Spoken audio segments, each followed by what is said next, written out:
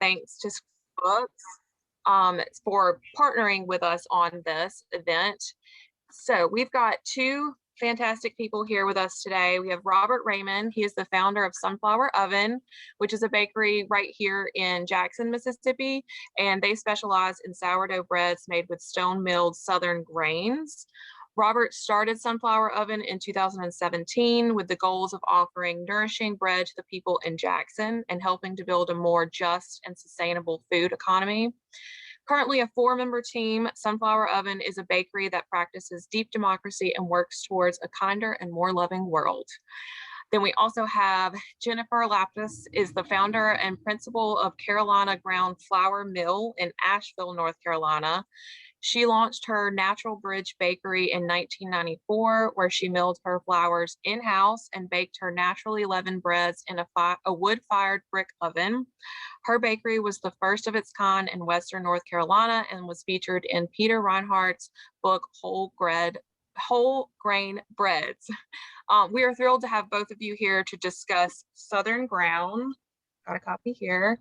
And we're going to be sharing some links in the chat function if you want to purchase a copy from Square, from us, either way is totally fine.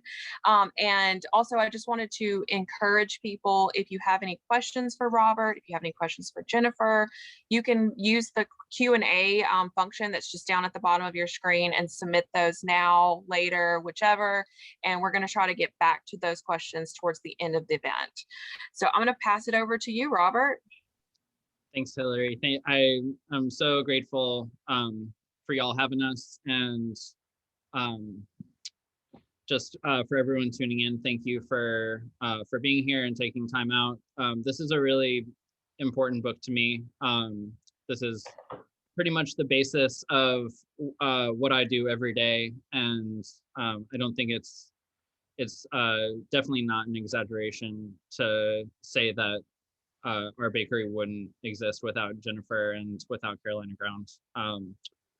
And so, Jennifer, I'm so excited to talk to you and to see your face.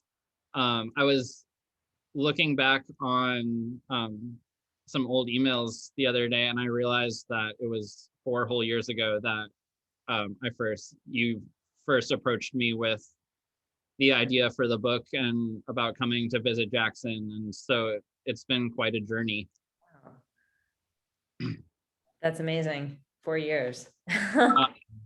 And so that journey led to a lot of emails, and you visited almost 2 years ago now. You visited Jackson for the first time, and you came and saw our space. We baked together, took some fantastic pictures. And your book came out this spring finally, and I've so enjoyed reading it. I've so enjoyed hearing the stories of other bakers, which comprises a large portion of the book as well, and learning more about your journey. So you talk a lot about your professional journey in the first portion of the book, and why you became a baker, and then why you transitioned to milling.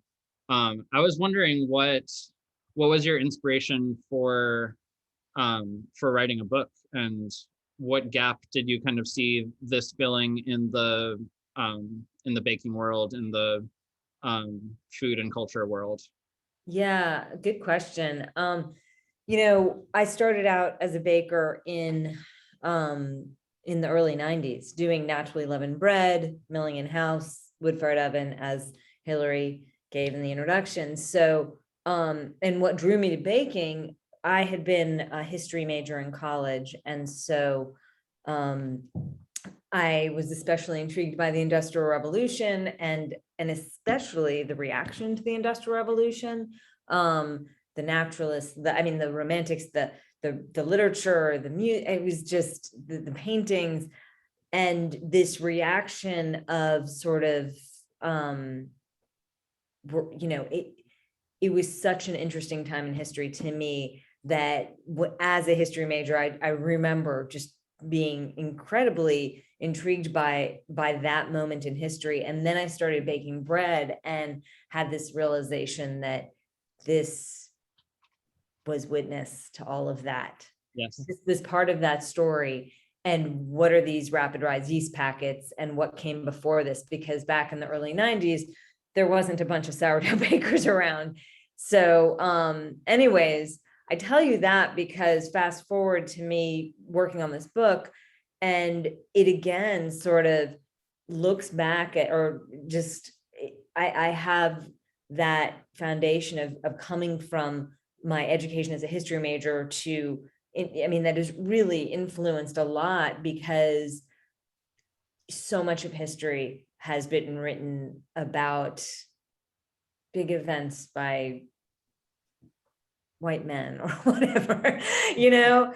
And I mean, but there are events in history that occur on the ground that do kind of shift the ground we're on, you know, move the needle forward. And I personally, I mean, granted, it's where I'm sitting, it's the lens I'm looking through, but you know, a lot of the agriculture in America, a goodly amount, I mean, our country has really been shaped by, I mean, agriculturally, our landscape by an industrial lens of, you know, how can we produce a lot efficiently, and it pushed out the community mill, and it brought in, you know, this sort of the bread basket and the centralization of and vertical integration of bread wheat production and industrialized flour, and a disconnect of the farmer miller baker and the removal of the community mill, all of that stuff. Okay, so here we have this revival of the regional grains movement of bringing back the community mill, of closing the gap between the farmer miller and baker, and none of that could happen without the bakers, right? I mean, you need the bakers to buy the flour from the farmer. And so I felt like this was a history that needed to be told. I felt like it was a story that should be told, and that it was more than just, you know, here's a cookbook. It was like, let's push this forward. Let's change the narrative, change the conversation when it comes to our food and food systems. And, you know, especially which this entity that has been the last to the table of the local foods movement, the grains. So yeah, that was the answer to that question. So no, I love that. I think that got me thinking about how you are right that like so much of history is written about the exceptional events, and this history that you're telling here is really about the everyday. It is about like how we're living every day and how we're sustaining ourselves. I mean, I don't know if you remember, you know, emails from me. I would email the group a bit, you know, and I always sign off from the ground up, because I did feel like we were such, I mean, it's not about trying to end industrial agriculture or industrial, you know, it's about, or, I mean, that would be great, but that's not, that's not I mean, that's not the focus. The focus is to build up these things, to build up our farmers market, to build up our connections with our neighbors, and, you know, our food economies that are local and regional and sustainable, and, you know, food sovereignty and food security and all of these things that are not really part of the narrative when it comes to just sort of a profit-driven mega agricultural enterprise. Yeah, and I think we've had the conversation before of like, you know, I really come from an activism and politics background, and something that we've discussed, and something that has bothered me about a lot of activism is that it is so you know, it is so enamored with the fight sometimes, right? Yeah. And it is so based in the resistance, and of course the resistance is essential, but I think we have to continue looking past that and think about, okay, when industrial agriculture and food production falls, like what's going to replace it? And I think that, you know, with your work, we've started to not just build an alternative, but to build something that is better than what we have, and could definitely be a better way to live. I hope Me too. Yeah. Does this seem like, I feel like this might be a good segue to read just a little bit? I Do you would love think? that. Yeah. I was just thinking, because it sort of reflects on some of this stuff. So, and this, I'm going to read just a small piece and then move over to another small piece. But where I'm coming from here is sort of what was the impetus, what pushed forward this idea of a regional mill? Because baking is hard enough. I mean, we get up at 4 a.m. We have, we're interacting with flour, water, microbials, time, temperature, and so if somebody wants to pull your most essential ingredient, say, why don't you try this one that's not grown in a more predictable, homogenized manner. It takes a little convincing, or at least it did back then, or some ground needed to shift to allow this, some window needed to open or door to crack to allow this idea to kind of spring forward. So anyways, here's a little of that background. I'm working with the light here because when I set up, so backing up to when I was a baker, when I set up my bakery, I assembled what I considered the crucial pieces: the culture or natural leavening, the Stoneberg grist mill, and the wood-fired oven. The farmer was not yet a part of my equation. I bought my grain from a miller in Middle River, Minnesota, and he bought his grain from the growers that lived in the vicinity of his mill, 1,000 miles from where my bread was baked. For the other bakers in my community, the situation was not that much different. Although many bought their flour from North Carolina mills, most of that grain was grown 1,000 miles from where it was milled, in Kansas and beyond, blended into functional, homogeneous commodity flour. In the spring of 2008, our lack of connection to the farmers who grew our grain became painfully apparent. The price of wheat rose to an historic high. At its worst, the price would rise as much as 130%, far beyond what the bakers could pass along to our customers in the cost of a loaf of bread. The cause of the price hike was unclear, though the effect it had on our businesses was profound. This was not the normal highs and lows of commodity pricing influenced by crop conditions.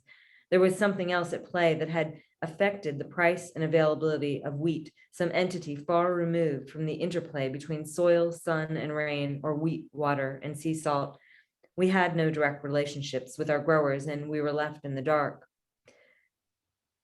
What occurred in 2008 could be traced back to 1991 with the establishment of the Commodity Index Fund established by Goldman Sachs. This was followed by changes in U.S. monetary fund policy that enabled futures contracts on funds one step or many steps removed from the actual commodity. And then in 2007, a decline in the value of the dollar and an increase in the price of oil spurred by the Federal Reserve to lower interest rates, which resulted in a rush by investors globally to trade dollars for commodities, including wheat, thus causing volatile price increases. And yet, because a loaf of bread must remain affordable, the baker took the hit. Our daily bread, sustenance, and symbol was at the mercy of Wall Street. Mhm. So, should I read something else, or should we? Well, I'm actually, my timer just went off, so Let's do this. let's go grab some stuff out of the oven. But that got me thinking. The other day, I was reading that passage, and I baked my first loaf of bread, I think in 2009, when I was in New York in college. And normally when people ask me about the history of the bakery, I'll start 4 years ago when we started Sunflower Oven. But it really goes back to right around that time. I was a freshman in college. The economy had crashed the year before. I was in New York where this all kind of went down. And it's just, I think I was looking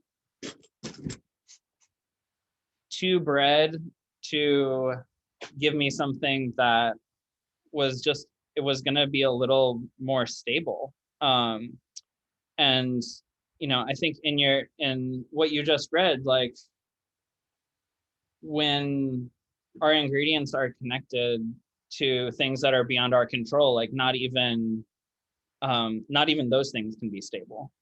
Yeah. Yeah. I mean, as a baker, I mean, I grew up in Miami, Florida. Like I grew up in a city, and I know you did too, in Chicago. And I I thought I'm living this really simple life. I'm living out in Madison County, North Carolina, baking my bread and milling, and I'm sort of outside of the system, right? It's not the story, Yep. I mean, when you don't know who your grower is, when you're just at the mercy of something much bigger. And so Yeah. did you take the stuff out of the oven? I missed Yeah, that. we can go look at it. How did I miss that? So yeah, we did. It was a pretty small bake today. Tomorrow's the bigger bake for the Saturday market. And so we did 24 country boules that are right here. Nice. And then I just wanted to show off some other stuff too. So we've been doing some buttermilk scones with the all-purpose flour that you mill. Nice. And then I don't know if I made these for you when you were when you visited. This is Elizabeth Pruitt's recipe from the third tartine book, but these are the chocolate and rye flour cookies. Oh my gosh, that number 3 is such a good one too. It's so fun. And I know that Christina from Levy has an awesome chocolate cookie recipe in your book. Vegan chocolate rye cookie in the book. Yeah. I haven't tried it yet, but it just seems like it's so decadent. And it's really fascinating to me. It's vegan and it emulsifies through the mixing. I was really intrigued by that just emulsifying it through the process. I wasn't sure, how is this going to work if it's vegan, and it just does. It's really great. Yeah, I need to prioritize trying that soon. So this is these last things are the recipe that you included from our bakery. They're gonna try to find a good angle. They're still super hot.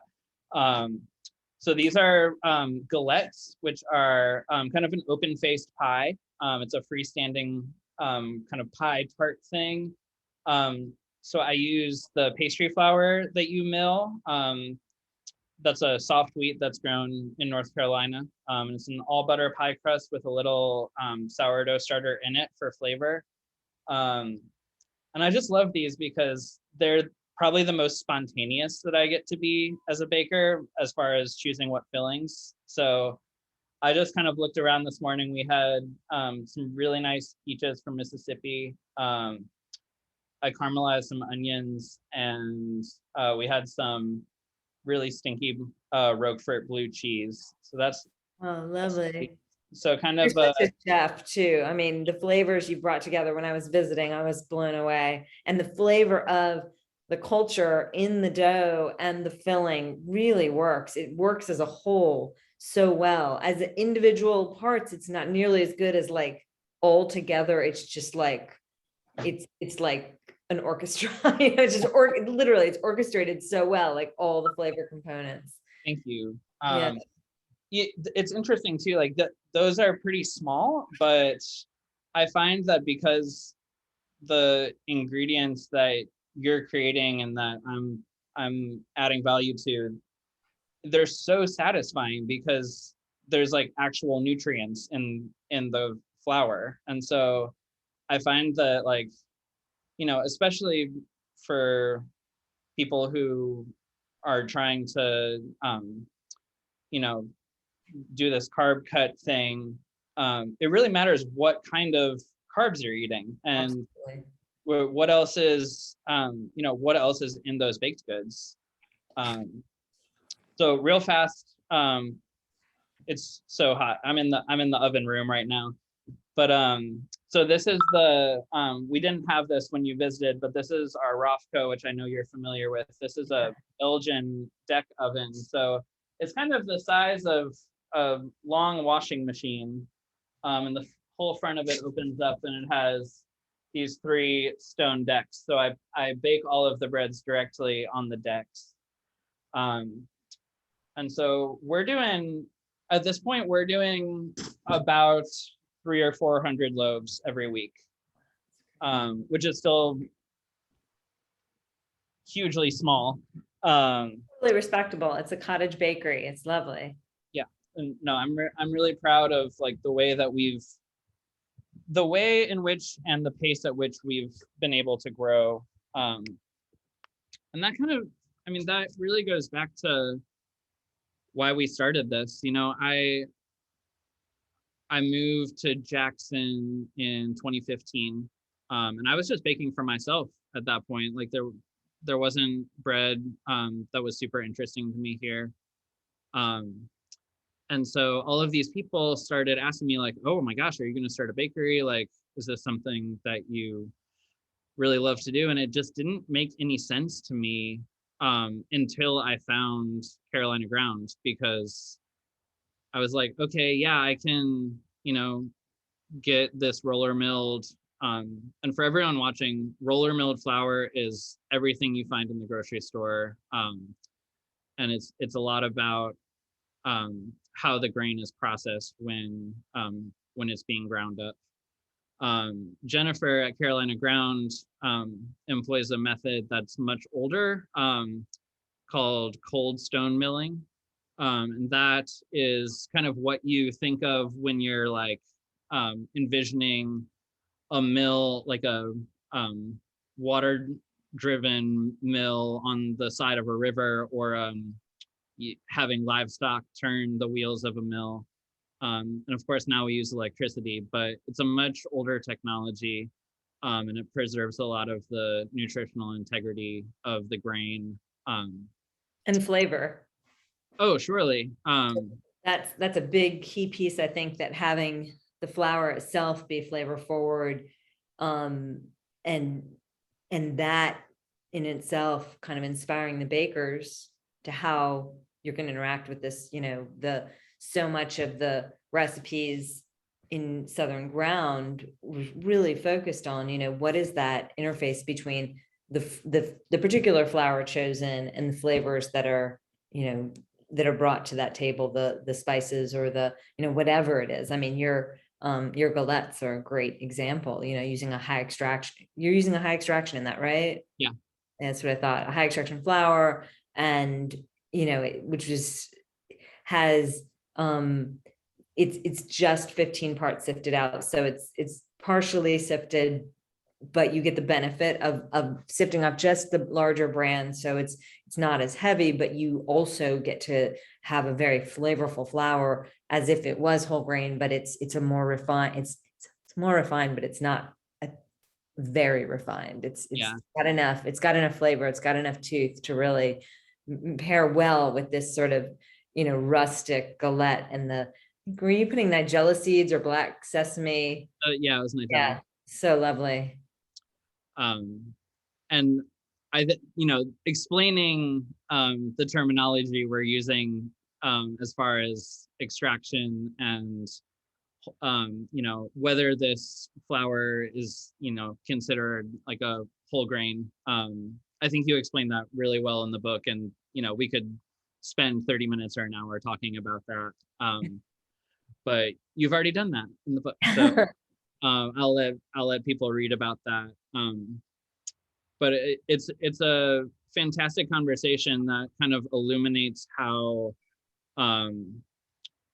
you know, we've been taught the past 10 years that, like, you know, don't eat baked goods unless they're whole grain. And I think you do a great job in being like, yes, there is a problem with how we're eating, but there's not like an easily, you know, you can't explain it in 5 seconds. And so I remember when I was starting Sunflower Oven, and I think you had written somewhere on your website that the idea of treating flour as fresh produce. And it just kind of blew my mind. I was like, oh, there is such an appreciation, especially in a place like Jackson, Mississippi, for, you know, tomato season is halfway through already, and you know where to seek out the best tomatoes or the best watermelons. And I think there's been more of an interest in the past couple of years in buying meat and other animal protein directly from farmers. But you're right that this is kind of still in its nascent stages as far as coming to the public consciousness. I mean, it was interesting during that period where I was reading about in 2008, the recession that occurred in, as a result of all of this, because we found that the local foods movement was actually recession proof. It didn't start to decline during the recession, which was part of also what pushed this forward. Like, wait, people want this. And I think that it's not just that they want food security or, I mean, I think that there's something about the connections, being connected to who grew your food, or the story that comes behind, that galette, or I think that our society is just sort of, there's like, here we are in a virtual platform, but still, so many of us, including myself, I'm guilty of it, we go into our phones. And I think that so much of this stuff is about getting away from these technologies that are kind of that are dangerous to our mental health as a society. And connections, be it, I mean, food is and I mean, bread is such a basic elemental piece of, I mean, we talk about, I mean, the concept of the staff of life. For me, that was a driving force of becoming a baker, because I couldn't find any bread around that I thought could, in the early 90s, I mean, that could be considered the staff of life.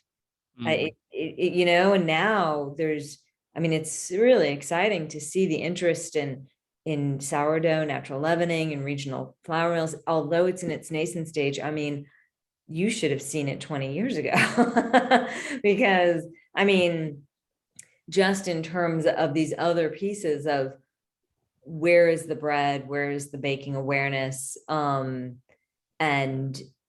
farmers markets that have gone from back when I sold in farmers market, and we were sort of the fringe, we were the freaks in the parking lot. Like, don't make eye contact with those 4 people in that parking lot selling bread and, organic produce. And now it's hard to find parking at the farmers market where I am, which is so exciting that this is, this is something that somebody can bank on, make their living on, selling direct to customers. And I think that those, again, like those relationships, those conversations, I mean, it's why I wanted to tell the story of the bakers and the story of this mill, because I think that we're hungry for story, we're hungry for narrative. And when it's that tactile, like that I mean, especially if the people who are listening right now can go buy from you tomorrow, that then they can taste this too. It's really hitting on all the senses. And I get it. I get the, like,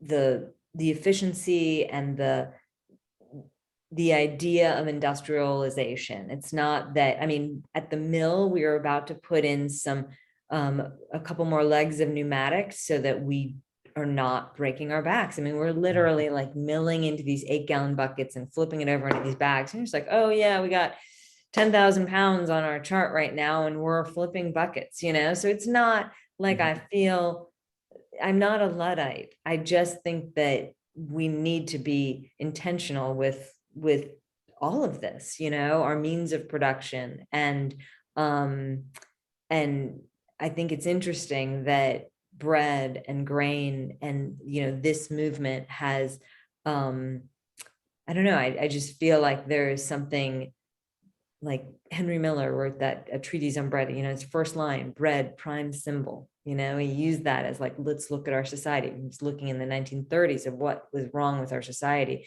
The bread was terrible. That was what was wrong with our society, and he said, we spend too much time on machinery. We love our machines. We don't pay enough attention to bread, to food. So That's beautiful. Yeah.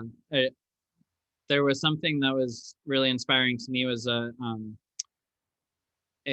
book by Schumacher called Small is Beautiful. And he was a German economist, but also an organic farmer. And he actually coined the term appropriate technology, and thinking about, yes, we absolutely need tools. We need things to make our labor more efficient, and to make it so that our bodies can last longer. yeah. But we have to interrogate every one of those instances and wonder if it's appropriate or not, or if it is alienating us from each other. And that is my number one priority. Is, I wrote something 3 years ago when we were still kind of just doing the one market a week.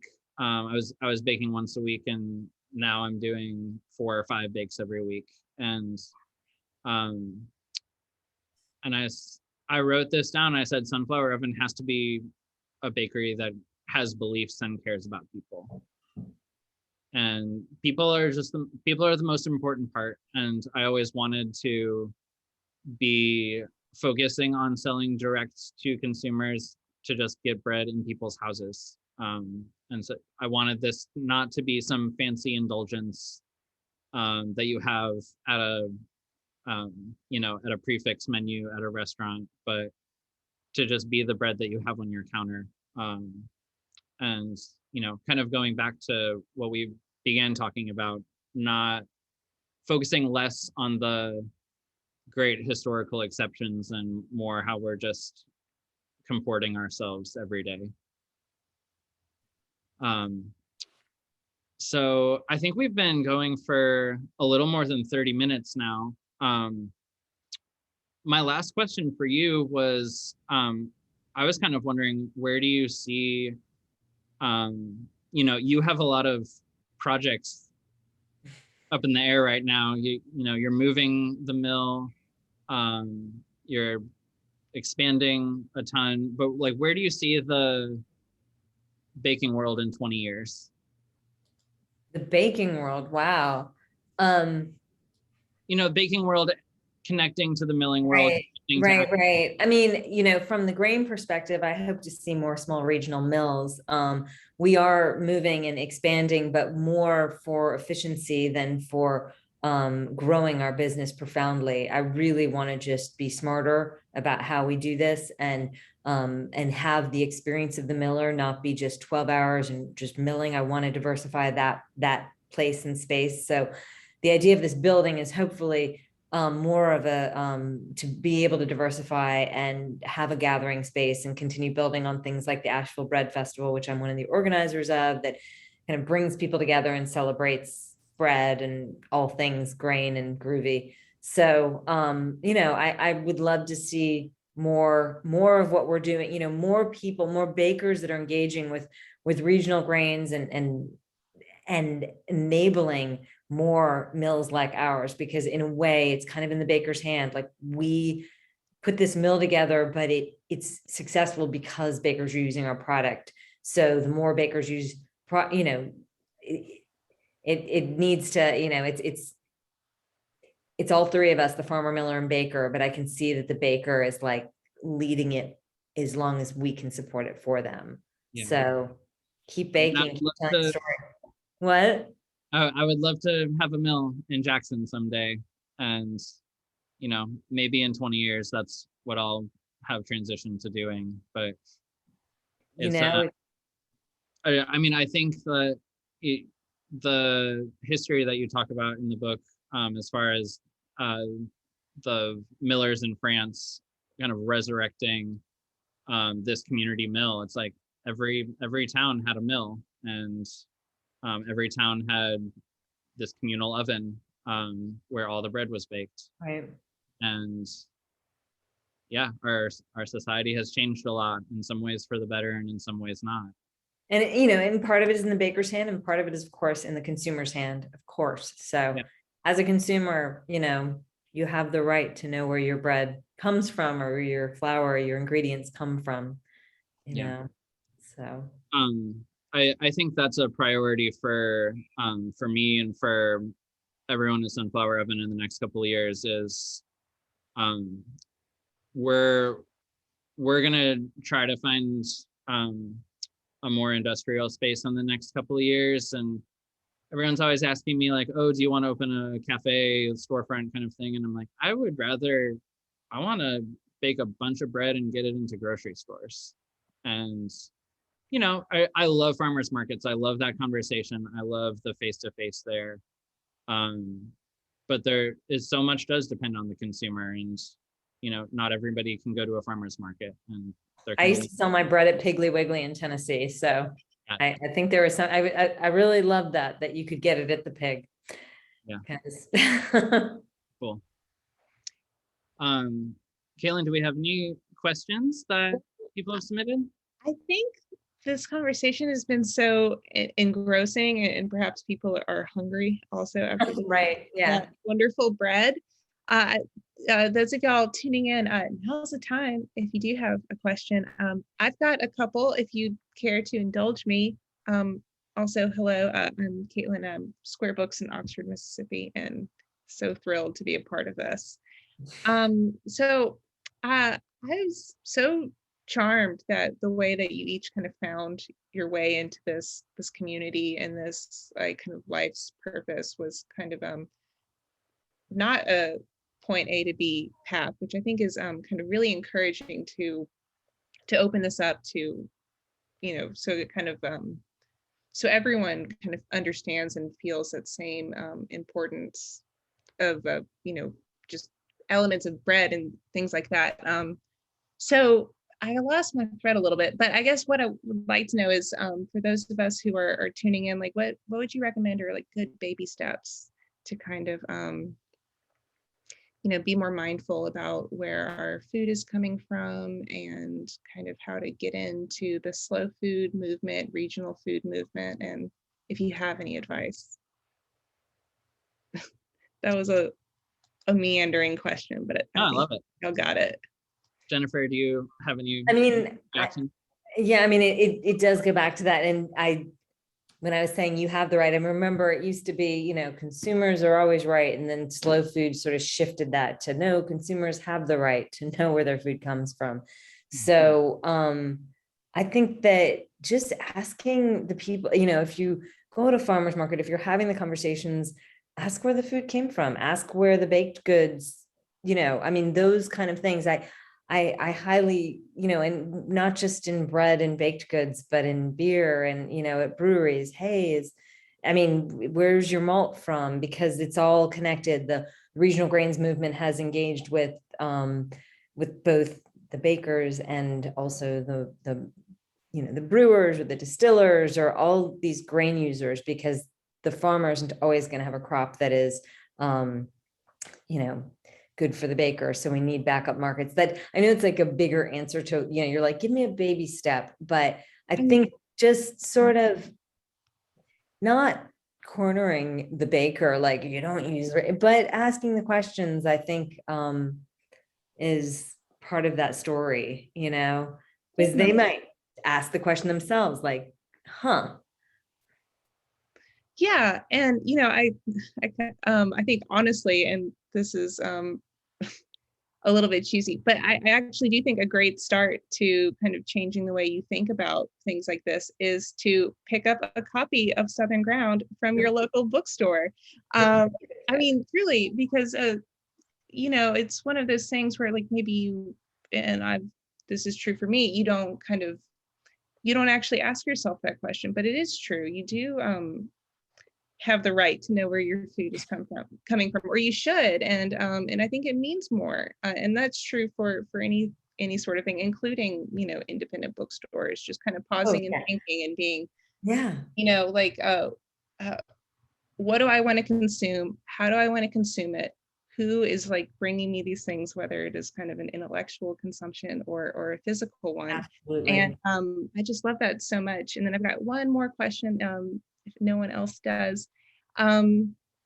So this is a long legacy, and I just kind of wondered, when you decided to kind of sit down and compile and write this book and tell all these stories and incorporate all of these recipes, like, did you look to any other cookbooks or historians, or like how did you approach Well, that? what's interesting is 20 years ago, Maggie Glazer wrote a book called Baking Across America. And I was a baker back then.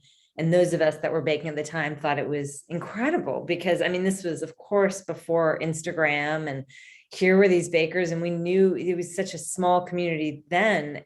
So we knew a lot of the people in the book. I mean, Craig Ponsford or Tom Leonard or Della Fattori. I remember this book so well. And in that story, she travels across the country. She, shows you bakers. She shows you a farm in Kansas, an industrial mill, goes to the mill. When she talks about flour, she actually references how you can't get bolted stone ground flour in this country, only in Europe. Well, that to me was so incredible because Maggie did, she did this, in my mind, this really important book back then.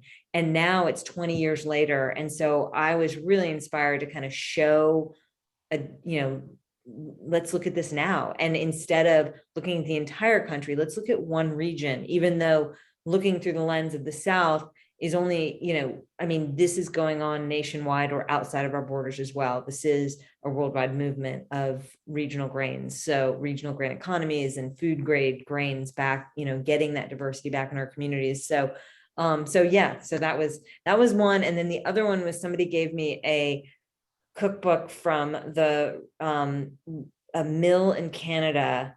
And this cookbook was from the late 1800s. And it was so cool because it had all the recipes came from the housewives that used the flour, because back then everybody was home, was a home baker. So the idea of collecting recipes from the bakeries using our flour, not home bakers, but professional bakers, that was sort of, a big part of the story too. And the fact that mills used to put out cookbooks. So. Yeah. I love that. And I think that, I love that you just focused on the South, and like, not to get like too kumbaya, but I feel like this last year we have all been so disconnected, and social media and Zoom and all that has been such a lifeline. But as you kind of said earlier, like from the ground up, this is such a kind of a great way. I think everyone's so hungry for reconnection, and starting with your food and where it comes from, and kind of loving and learning about like where you're planted is so powerful. And I'm so grateful for the work that you both do. And it looks like we do have a quick question, and then I think we got to wrap it up. So it says, can your flour be ordered by the home baker? I'm interested in baking with something other than grocery store flour. Yes, at carolinaground.com. We do have a gold woman. Sorry. carolinaground.com. We do have a retail online store, and we do send our flour out nationwide. But yeah, so thank you for asking. Yeah, and I noticed there's a really helpful kind of guide to kind of break down what all the different flours might be best for, which is great, because I feel like it can be kind of intimidating to kind of take those first steps into a more niche kind of way of thinking about baking. And one more, then we really got to go. But I want to know the answer to this too. Aaron Campbell says, where can we pick your items from? Where can we pick up your items from Sunflower Oven, Robert? Oh, so we actually bake in a space that's directly across the street from the Mississippi Farmers Market, which happens every Saturday morning. It's right on High Street. And so we're there every week. That's a really important market. And you were asking about some baby steps you can take. Go to a farmer's market. I think it's such a great way to start that conversation. So that's a really important market because it actually happens year round, which is pretty rare. We also do a bake sale every other Tuesday out of our space. So you can visit sunfloweroven.com to check that out. We do some smaller format things that are best when they're really fresh. We've started baking a lot of bagels and baguettes this year. So you get a little bit of a different selection on Tuesdays. So that's the 2 bakes that we do for the public right now. But we're gonna keep on trucking. Wonderful. And as y'all mentioned earlier, there is a recipe in here from Robert. So if you'd like to learn more, it's a big, beautiful cookbook. Pick it up from either Lemuria in Jackson or Square Books in Oxford, Mississippi, wherever you're tuning in from. We both ship. Happy to help you out with that. And I put the link to buy the book to learn more about Sunflower Oven and Carolina Ground and the year-round farmers markets in both Jackson and Oxford. Thank you both for spending your evening with us. This was so wonderful. Such a treat. I hope we can do it again soon. Thank you so much for enabling this to happen. And yes, let's all support our independent bookstores. Yeah, shop local, eat local, Yeah. your farmers, your bakers, your booksellers. And I think on that note, we're going to wrap it up. There's never like an elegant way to do this. So say Awesome. goodbye Thanks, Paul. and click the big red button. All right, I'll take care.